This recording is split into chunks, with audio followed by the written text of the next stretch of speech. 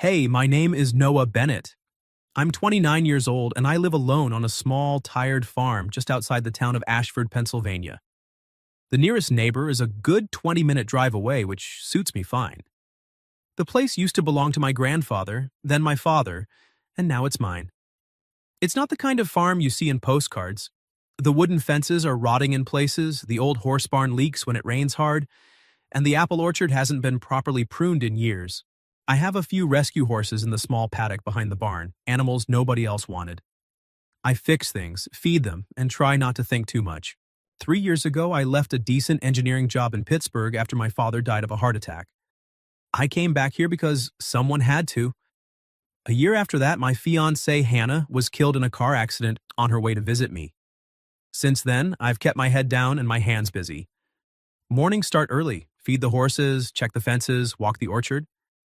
Evenings end the same way. A quiet dinner, black coffee on the front porch, and the sound of wind moving through the trees. I don't complain. I don't talk about the past. I just keep going. That night, the rain came down hard. It had been building all afternoon, and by 10 o'clock the wind was slamming against the house, and the thunder was rolling low across the fields. I had just finished checking the horses when I heard it. 3 weak knocks on the main gate. At first I thought it was a branch. Then it came again, softer this time, almost hesitant. I grabbed a flashlight and stepped outside. The rain hit me instantly, cold and sharp. When I reached the gate and shone the light through the bars, I saw her. She looked about 24, maybe 25, soaked to the skin. Dark hair plastered to her face, a thin jacket clinging to her shoulders, old sneakers caked in mud. One hand clutched a small canvas bag. The other gripped the gatepost like she might fall if she let go. There was a fresh bruise on her left wrist, purple and ugly against her skin. Her eyes met mine, tired, guarded, and strangely calm, like she had already accepted whatever came next. "I'm sorry," she said, voice hoarse from the cold. "I just need some water. Then I'll go." I looked at her wrist again.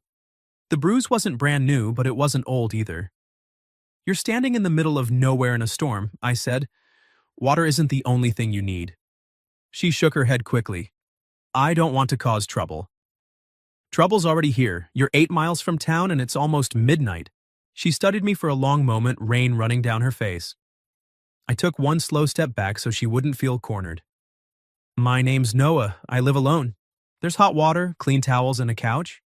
You can sit in the kitchen, drink something warm, and decide what you want to do after that. No one's going to hurt you here." She didn't move right away, then finally she stepped through the gate. Her name was Rosie Alvarez. I learned that after I brought her inside, handed her a thick towel and one of my flannel shirts, and set a glass of water on the kitchen table. She sat with both hands wrapped around the glass like someone might try to take it from her. She drank in small, careful sips, even though she was clearly thirsty. I leaned against the counter. "You walked from Route 17? She nodded without looking up. "That was over 10 miles. I didn't ask why. A weak whinny came from the barn. The young foal I'd taken in 3 days earlier had been running a low fever all day. I thought he was improving, but that sound said otherwise. I stood up immediately. Rosie lifted her head. "A foal?" I paused. "You know horses?" "A little." She pushed her chair back and followed me out into the rain without another word. Under the yellow barn light, the foal lay curled in the straw, breathing fast. Rosie knelt slowly, not touching him at first, just letting him smell her hand. Then she took the milk bottle I'd been using, warmed it in a bucket of hot water, and sat down lower so she was almost eye level with him. She spoke in a soft, steady murmur I couldn't quite hear. 10 minutes later, the foal was drinking. I stood there watching her, rainwater still dripping from my hair, and felt something shift in my chest. This girl who had shown up at my gate looking like she'd run through hell was now calming a sick animal with nothing but patience and quiet hands. When the foal finally settled, Rosie stood up. Her face was pale with exhaustion. "Thank you," she said. "I should go now." I glanced outside. The rain hadn't let up. The wind was still howling. "You don't have anywhere to go, do you?" She didn't answer. I took a breath. "You can stay tonight. The living room couch is comfortable. The door has a lock. You can use it from the inside if it makes you feel better. In the morning, if you still want to leave, I'll drive you to the bus station." She looked at me for a long time. Rain hammered the barn roof above us. Her fingers tightened around the strap of her bag. Then she nodded. Just once. And that was how Rosie Alvarez came to spend her first night at Bennett Farm. I woke up at 5 like I always did, the sky still dark outside my bedroom window. For a few seconds I lay there listening to the rain tapping against the roof, wondering if last night had been a dream. Then I remembered the girl on the couch and the way she had looked at me when she nodded. I got dressed and headed to the kitchen, half expecting the living room to be empty. But when I stepped through the doorway, Rosie was already there. She stood at the sink in my flannel shirt, sleeves rolled up, washing the 2 glasses we had used the night before. Her hair was tied back in a loose knot, still damp at the ends. On the stove, a pot of coffee was just starting to perk. She glanced over her shoulder when she heard me. "I didn't know how you'd take it," she said quietly, "so I made it black." I drink it black. Then I got lucky. The corner of my mouth lifted before I could stop it. It was the first time I had smiled in days without forcing it. She finished drying the glasses and set them on the counter. "I'll leave after breakfast. I don't want to overstay." I nodded, but something in my chest tightened at the thought. All right. We ate in near silence, scrambled eggs and toast I threw together. Rosie kept her eyes on her plate, but I noticed how she sat. Back straight, always angled toward the door, like someone who had learned to watch exits. After we finished, she stood up and carried her plate to the sink. "Thank you for last night. And for the clothes." "You're welcome." She hesitated at the door, bag already in her hand. "I can walk to the main road. Someone will pick me up." Before I could answer, a weak, pitiful whinny drifted in from the barn, the same sound from last night. I set my coffee down and grabbed my jacket. Rosie paused with her hand on the doorknob. "The foal?" "Yeah, he was better yesterday, but..." She looked toward the barn, then back at me. "If you don't mind, I could stay a few more hours, just until he settles." I studied her face. She wasn't offering out of politeness. There was genuine worry in her eyes. "All right," I said. "A few hours." Those few hours turned into the rest of the day. By late afternoon, the foal was stable again, and Rosie had somehow reorganized the entire medicine cabinet in the tack room without being asked. She moved with quiet efficiency, checking temperatures, labeling bottles, even sweeping the aisle between stalls. I watched her from the doorway and felt something strange settle in my chest. Something that wasn't quite peace, but wasn't loneliness either. She stayed that night too. And the next. By the 4th day, I stopped pretending I was surprised when I found her in the kitchen every morning making coffee. She had started feeding the horses before I even got outside. She knew which one liked their grain mixed with a little molasses and which one needed to be talked to softly before you put the halter on. It was like she had lived here for months instead of days. I didn't ask about her past, not because I wasn't curious, but because I saw the way she flinched every time a car drove past on the dirt road. The way she always positioned herself so she could see the front door from wherever she was working. The way she kept that small canvas bag within arm's reach at all times, like she needed to be ready to run. I knew that kind of fear. I had lived with it myself after Hannah died. On the 6th day, while we were mending a section of fence in the back pasture, I finally said what I had been thinking. "I could use some help around here," I told her. "Real help.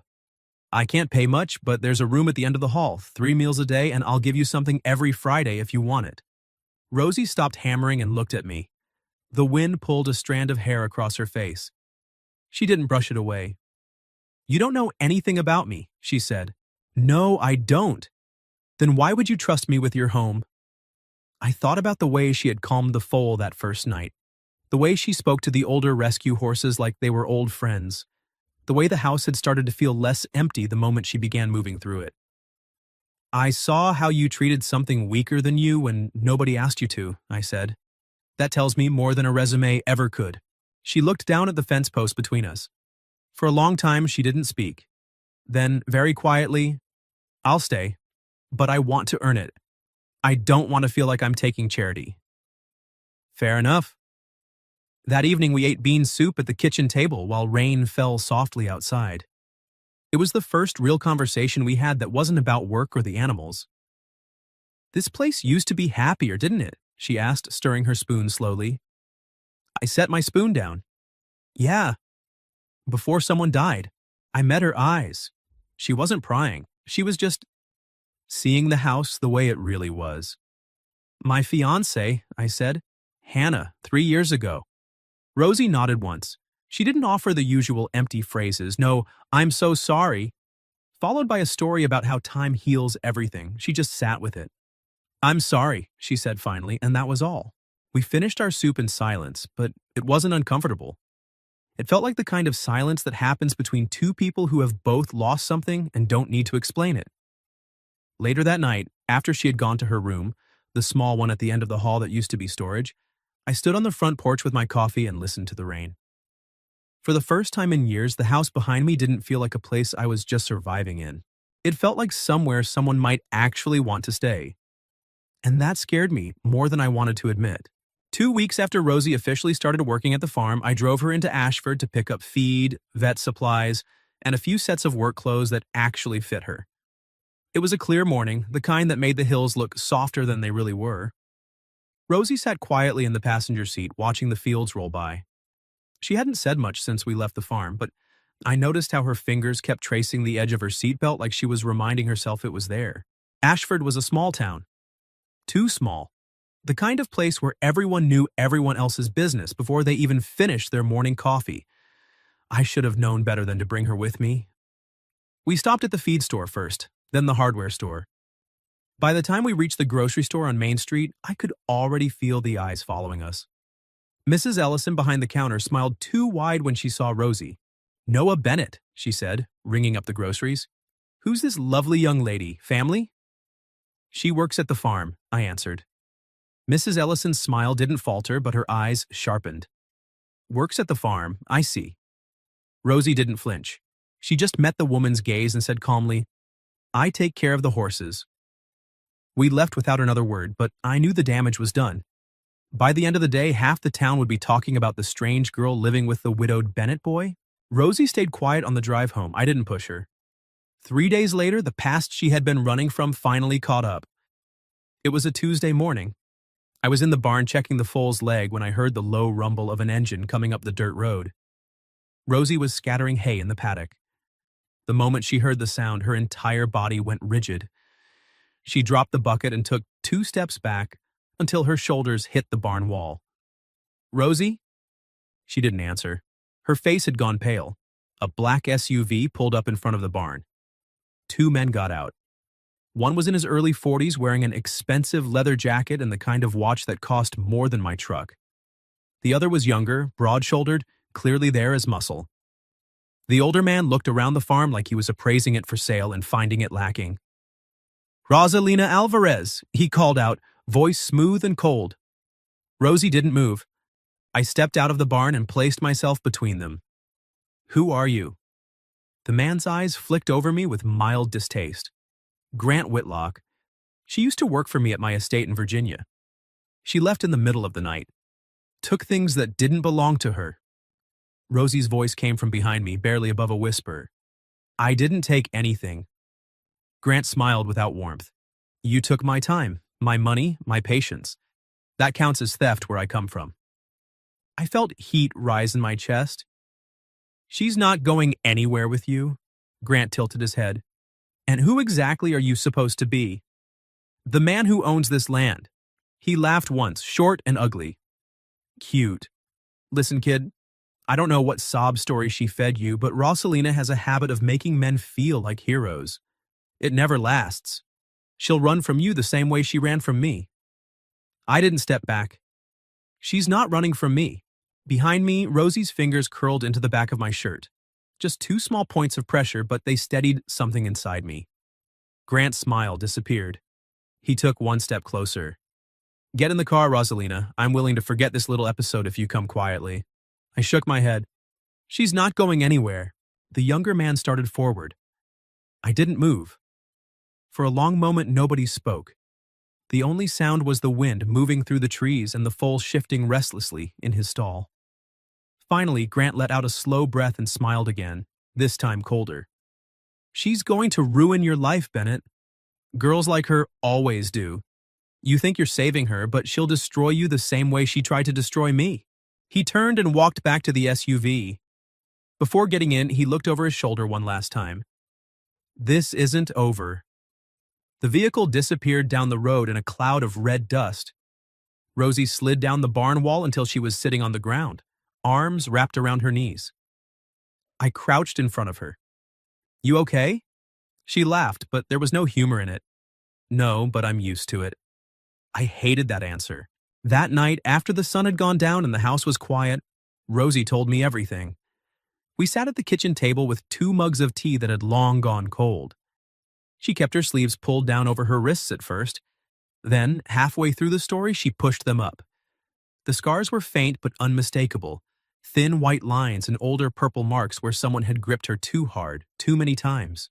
She had worked at Whitlock Equestrian Estate for almost 2 years. At first it was just the horses, grooming, feeding, exercising. Grant had been charming in the beginning. Then the demand started. Longer hours, extra chores around the main house, cooking for his guests, cleaning up after parties that went until 3 in the morning. He stopped paying her on time, then he stopped paying her at all, saying he was holding her wages to cover damages she had supposedly caused.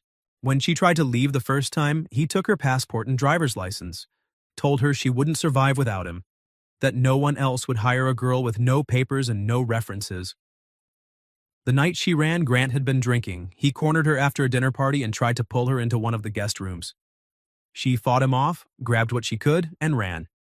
She hitchhiked, slept in gas stations, and walked for days until she reached my gate.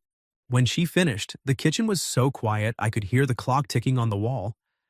I didn't know what to say. Everything I wanted to tell her felt too small. Finally, I reached across the table and rested my hand near hers, not quite touching. No one is taking you away from here unless you want to go.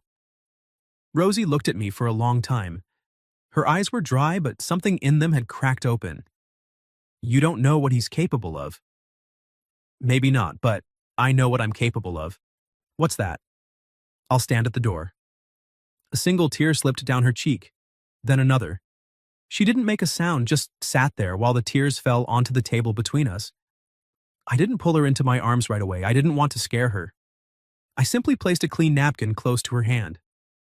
After a minute, Rosie reached out and took my hand instead. Her fingers were cold. I covered them with my other hand and held on. In that moment, whatever had been growing between us stopped being just gratitude or kindness. It became something neither of us had words for yet. But we both felt it. Grant didn't waste time.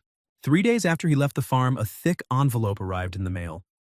Inside were legal papers, formal accusations that Rosie had stolen jewelry from a guest at his estate and broken her employment contract. There was also a request for the local police to question her. The language was cold and precise, the kind of paperwork designed to scare people into silence. Rosie read the papers at the kitchen table, her face growing paler with every line. When she finished, she folded them carefully and set them down like they might explode. I have to go, she said. I was standing at the counter pouring coffee. I stopped mid-pour. No, you don't. Noah, he's not going to stop. He'll drag you into this. He'll make your life hell just because you helped me. I can't let that happen. I turned to face her. You think if you leave, I'll feel better? At least you won't be his target. Rosie. I set the coffee pot down harder than I meant to. From the moment you knocked on my gate, I was already in this. You don't get to decide for me now. She looked at me for a long moment, eyes bright with unshed tears. Then she whispered, Why? Why are you doing all this for me? The question hung in the air between us. I could have given her the easy answers. I didn't want to see someone get hurt. It was the right thing to do. I couldn't turn my back. But none of those felt true anymore. I walked to the back door and opened it. The sky was heavy with clouds. A storm was coming. I stepped out onto the porch and waited. After a few seconds, Rosie followed. We stood side by side, watching the wind move through the apple trees. I wake up every morning now and the house doesn't feel empty, I said quietly, because you're in the kitchen making coffee, because I can hear you talking to the horses like they understand every word, because for the first time in 3 years, I actually want to fix more than just broken fences and leaking roofs. I want to fix the parts of my life I gave up on. Rosie's breath caught. I care about you, I continued, not like someone I'm saving, like someone I don't want to lose. She turned her face away, but I saw the tears fall anyway. I don't even know if I have anything left to give anyone. You don't have to prove you're good enough to be loved. That broke her. Rosie covered her face with both hands and sobbed. Quiet, shaking sobs that seemed to come from somewhere deep and old. I stepped closer and wrapped my arms around her. She clung to me like she was afraid the wind might carry her away. I held her tighter as the first drops of rain began to fall. We stood there in the rain for a long time. No words. Just the sound of the storm and her breathing against my chest. It wasn't a kiss. It was something heavier. Something that mattered more. The court date was set for 2 weeks later in the county courthouse in Lancaster. I hired a lawyer named Maya Chen who came highly recommended. She was sharp, no nonsense, and didn't sugarcoat anything. Whitlock isn't just trying to get her back, Maya told us after reviewing everything. He's trying to destroy her credibility so she'll never speak against him again. Rosie almost didn't go. The morning of the hearing, she stood in the hallway with her bag packed, looking at the front door like it was the edge of a cliff. I can still leave, she said. You don't have to do this. I picked up my keys. I'm not asking you to stay for me. I'm asking you to stay for yourself. But I'll be right there either way. She looked at me for a long time. Then she set the bag down.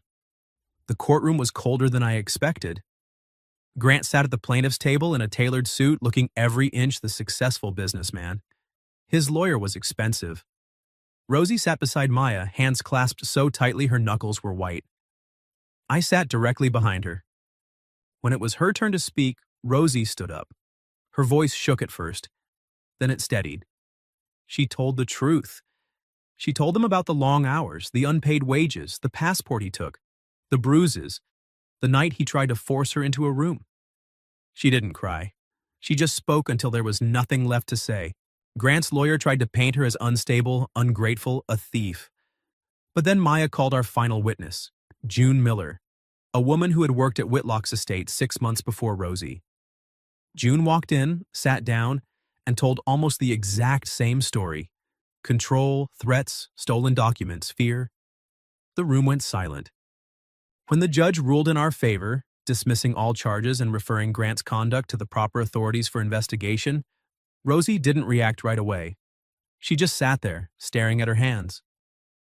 Outside on the courthouse steps, the afternoon sun felt too bright after the dim courtroom. Rosie stood at the top of the stairs for a long time, wind pulling at her hair. Then she turned to me. I'm free, she said, like she was testing the words. Aren't I? I nodded. Yeah, you're free. Her face crumpled. This time the tears came freely without shame or fear. I pulled her into my arms right there on the courthouse steps while people walked past us. She buried her face in my shoulder and cried until she couldn't anymore. For the first time since I met her, Rosie Alvarez wasn't running. And for the first time in 3 years, neither was I. After the hearing, Rosie didn't leave. She stayed, but this time it was different. She opened her own bank account, got her documents back, and signed a real employment contract with weekly pay. Every Friday, I handed her an envelope and she took it without hesitation. She was building something, slowly, carefully, on her own terms. One evening in early fall, while we were sitting on the back porch watching the horses graze, she told me her idea.